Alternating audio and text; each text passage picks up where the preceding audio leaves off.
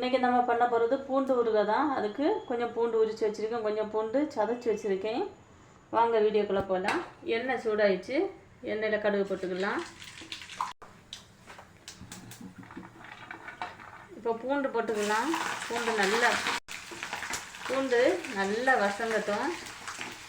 நான் முழுசாக போட்டிருக்கேன். ஒரு சிலர் இதை கட் பண்ணி போடுவாங்க, ரெண்டாக கீறி போடுவாங்க. நான் முழுசாகவே போட்டிருக்கேன். கொஞ்சம் சதைச்சி வச்சுருக்கேன் பார்த்தீங்களா, அதனால் முழுசாக போட்டிருக்கேன்.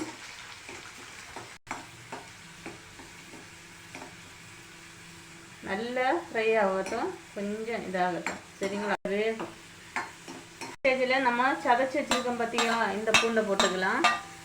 அரைச்சி, ஒரு சிலர் அரைச்சி போடுவாங்க. ஆமாம், நான் வந்து கொஞ்சமாக இது கொஞ்சம் போட்ட உடனே காலியாகும். சரி, கொஞ்சமாக தான் இன்றைக்கி பண்ணியிருக்கேன். பூண்டு உடைக்கிறதுக்கு சோம்பேறித்தனத்தினால கொஞ்சம் பண்ணியிருக்கேன். பூண்டு கோல்டன் கலர் ஆகட்டும்.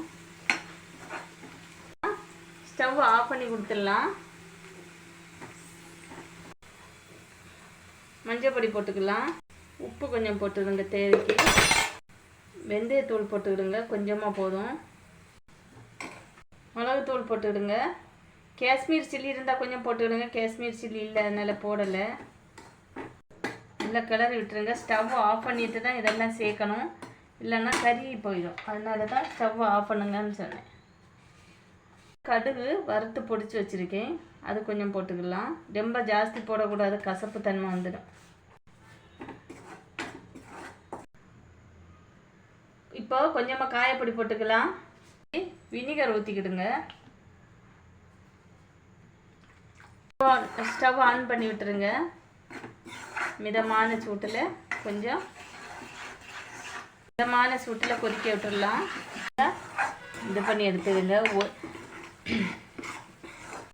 சோறு நம்ம இந்த பூண்டு குழம்பு மட்டுமே வச்சு சாப்பிடலாம் நண்பர்கள். அவ்வளோ வாசனையாக டேஸ்ட்டாக இருக்கும், சூப்பராக இருக்கும்.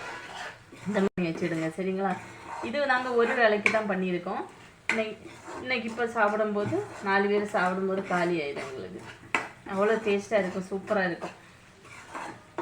எண்ணெய் பிரிஞ்சு வரட்டும், அது வரை கொஞ்சம் ஃப்ரை பண்ணி கொடுத்துடலாம். பார்த்துக்கிடுங்க.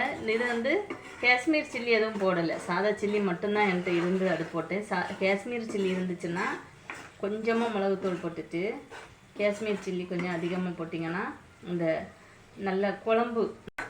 அவ்வளோதான் நண்பர்களே. இந்த வீடியோ பிடிச்சிருந்தா லைக் பண்ணுங்கள், ஷேர் பண்ணுங்கள், கமெண்ட் பண்ணுங்கள், மறக்காமல் சப்ஸ்கிரைப் பண்ணுங்கள், சப்போர்ட் பண்ணுங்கள். ஓகே, பாய்.